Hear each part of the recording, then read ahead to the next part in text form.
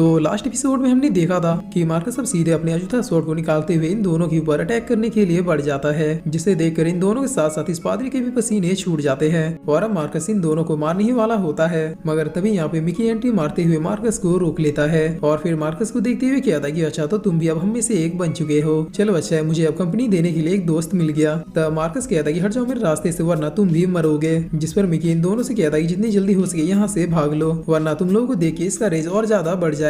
तब ये दोनों तुरंत ही यहाँ से निकल जाते हैं, जिस पर मार्कस मिकी से कहता है कि तुम चाहे उन्हें कितनी ही बचाने की कोशिश क्यों न कर लो मगर आज तो वो दोनों मेरे हाथों से मरेंगे ही। और ये कहकर मार्कस अपने अजूता स्वॉर्ड का यूज करते हुए यहाँ पर चारों तरफ अंधेरा कर देता है और फिर चुपके से यहाँ से निकल जाता है। तब मिकी भी अब अपने लाइटनिंग स्वॉर्ड का यूज करते हुए अजूता स्वॉर्ड के फैलाए हुए डार्क पावर्स को डिस्ट्रॉय कर देता है। जिसके बाद इधर हम देखते हैं कि ये दोनों दौड़ते हुए यहाँ से भाग रहे थे मगर दौड़ते दौड़ते ये लड़की अचानक गिर जाती है। तब मार्कस भी अब बहुत ही तेजी से इन दोनों की तरफ ही आ रहा था और अब बस कुछ ही देर में मार्कस सीधे अपने स्वॉर्ड के साथ इस लड़की को खत्म करने के लिए आ जाता है। तब मार्कस को देखते हुए लड़की अब चिल्लाते हुए कहती है कि मार्कस रुक जाओ। तब इस लड़की की आवाज सुनते ही मार्कस को फिर से होश आ जाता है और फिर मार्कस इसके साथ बिताए हुए पलों को याद करते हुए अपने स्वॉर्ड को रोक लेता है, जिस पर अब ये लड़की कहती है कि मार्कस आखिर तुम्हें हो क्या गया है। तब मार्कस अब पीछे हटते हुए कहता है कि मैंने ये जानबूझकर नहीं किया, प्लीज रिका मुझे इस गलती के लिए माफ कर दो, मैं भला तुम दोनों को हर्ट कैसे कर सकता हूँ। जिस पर मिकी अब मार्कस के पास आते हुए कहता है कि चलो उठ जाओ, इसमें तुम्हारी कोई भी गलती नहीं है, मैं समझ सकता हूँ कि अभी तुम्हारे ऊपर क्या बीत रही है। तब मार्कस कहता है कि लेकिन मैंने इन दोनों को मारने की कोशिश की,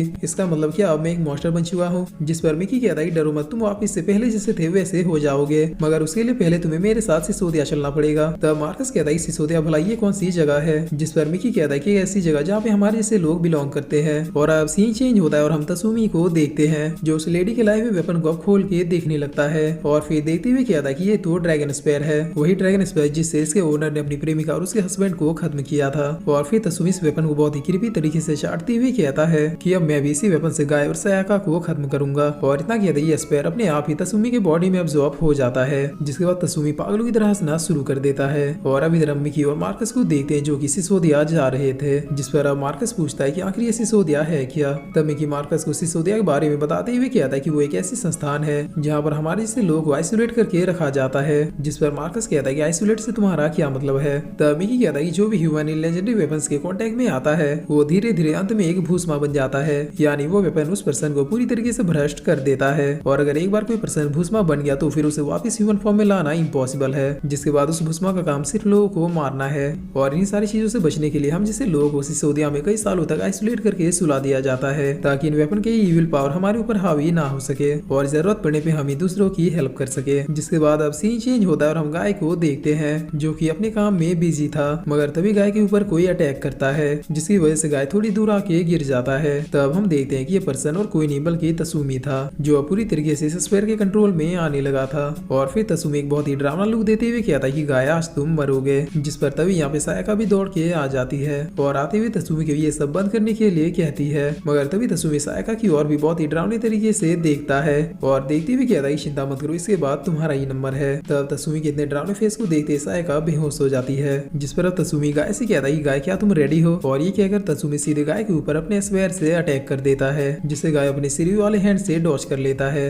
मगर फिर तसुमी गाय की ओर देख के हंसते हुए कहता है कि आखिर तुम और कितनी देर तक मुझसे बचोगे। तब ये सुनते गाय को अब फिर से सिरी की आवाज सुनाई देने लगती है और फिर गाय को कुछ बहुत ही अजीब विजन्स आने लगते हैं। इसके साथ ही गाय का सिरी वाला हैंड अपने आप ही आउट ऑफ कंट्रोल होने लगता है, जिसे कंट्रोल करने की कोशिश करते हुए गाय कहता है कि चुप हो जाओ। मगर थोड़ी देर में गाय चिल्लाते हुए अपने सिरी वाले हैंड को ऊपर कर लेता है और अब सिरी छोड़ गया इविल भी गाय को अपने कंट्रोल में करने की कोशिश करने लगता है, जिसकी वजह से अब गाय भी बहुत ही अजीब अजीब हरकतें करने लगता है। और फिर फाइनली अब गाय भी अपने भूस्मा अवतार में ट्रांसफॉर्म होने लगता है, जो कि गाय का इस सीरीज में पहला ट्रांसफॉर्मेशन था। और अब इस ट्रांसफॉर्मेशन के बाद हम देखते हैं कि गाय पूरी तरीके से भूस्मा नहीं बना था, सिर्फ उसका सिरी वाला हैंड ही भूस्मा अवतार में ट्रांसफॉर्म हुआ था। मगर इसके बावजूद भी गाय सिरियो के ही कंट्रोल में था, जिसके बाद अब सीधे गाय और तसुमी की फाइट शुरू हो जाती है। तब इस ऑरा को फील करते ये मास्टर अब सीधे बाहर की ओर आ जाते हैं और फिर आते ही सायका को उठाते हुए कहते हैं कि आखिर अभी यहाँ पे क्या हुआ। तब हम देखते हैं कि ये दोनों तो यहाँ से जा चुके थे और अब सीन चेंज होता है और हम फॉरेस्ट का सीन देखते हैं जहाँ पर ये दोनों एक दूसरे को मारने के लिए बहुत ही बुरी तरीके से एक दूसरे से फाइट कर रहे थे। जिस पर अब थोड़ी देर इसी तरह से फाइट करने के बाद गाय यानी कि सिरी ऑफ फॉर्म में आते हुए इस आदमी को कई हिस्सों में काट देता है, जिसकी वजह से तसुमी का ब्लड बहुत ही बुरी तरीके से बहने लगता है। तब ये देखकर तसुमी अब गाय से बच के भागने लगता है मगर अब गाय के अंदर का सिरियो भी हंसते हुए तसुमी का पीछा करने लगता है। जिसके बाद अब सीन चेंज होता है और हम देखते हैं कि मार्कस भी सिसोदिया पहुंच चुका था था। और यहाँ पे सिसोदिया के एलियन एक्स जैसे दिखने वाले लोग जो कि इस संस्थान के हेड हैं, वो बहुत ही अच्छी तरीके से मार्कस का यहाँ पे वेलकम करते हैं। और अब इधर गाय तसुमी को ढूंढते ढूंढते सिटी में आ जाता है, जहाँ पर अब वो चारों तरफ देखता है और जिस तरफ ज्यादा लाशें बिछे थे उसी तरफ जाने लगता है। तब यहीं पे हम बिल्डिंग के ऊपर तसुमी को देखते हैं, जो इस स्पेयर के साथ रेडी होके गाय को ही देख रहा था। और फिर तसुमी को अचानक से कुछ होता है, जिसके बाद तसुमी भूस्मा बन जाता है, जिस पर अब भूस्मा अवतार में आता है। सीधे तसुमी गाय के ऊपर अटैक करने के लिए कूद जाता है, मगर गाय भी बहुत ही तेजी से तसुमी के इस अटैक से बच जाता है। और फिर गाय बहुत ही तेजी से तसुमी के पास जाके उसके अटैक से बचता हुआ उसके पीछे चला जाता है, जिसके बाद गाय पूरी तरीके से रेडी होते हुए तसुमी के बॉडी में अपने स्वॉर्ड को आर पार कर देता है। तब तसुमी गाय की इस अटैक से अब हिल भी नहीं पाता है, मगर तभी यहाँ पे सिसोदिया वाले हेलीकॉप्टर से आते हुए कहते हैं कि कंट्रोल रूम हमें एक भूस्मा दिखा है और उस भूस्मा के साथ कोई बच्चा फाइट कर रहा है। तब इतना सुंदर इधर कायोका कहती है कि उन दोनों के ऊपर नजर बनाए रखो। और फिर कायोका मिकी और मार्कस से कहते हैं कि तुम दोनों आइसोलेशन रूम में पहुंच जाओ, मैं तुरंत ही आ रही हूँ। जिस पर मार्कस कहता है क्या हुआ, क्या कोई प्रॉब्लम है। और अब इधर सिसोदिया वाले इन दोनों के ऊपर अटैक करना शुरू कर देते हैं, जिस पर तसुमी भी फिर से होश में आते हुए गाय को एक किक मार के खुद से दूर कर देता है और फिर बहुत ही तेजी से यहाँ से भाग जाता है। तब ये सिसोदिया वाले अब गाय को टारगेट करना शुरू कर देते हैं, जिसे देखते हुए गाय अब बहुत ही गुस्से में अपने स्वॉर्ड से एक अटैक इस हेलीकॉप्टर की ओर भेज देता है,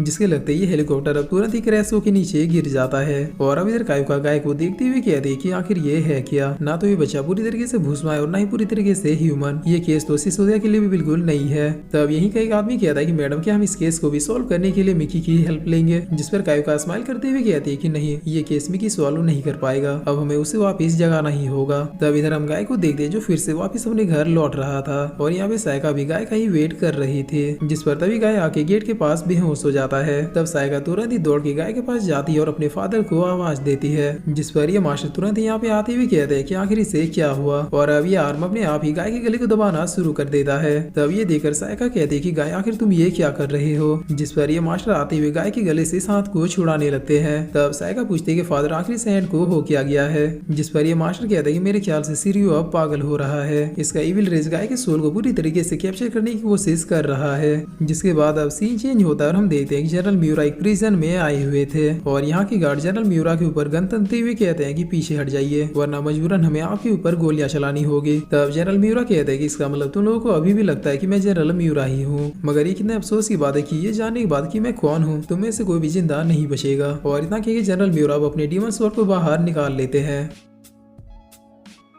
और फिर इसी के साथ ये एपिसोड यहीं पे खत्म होता है।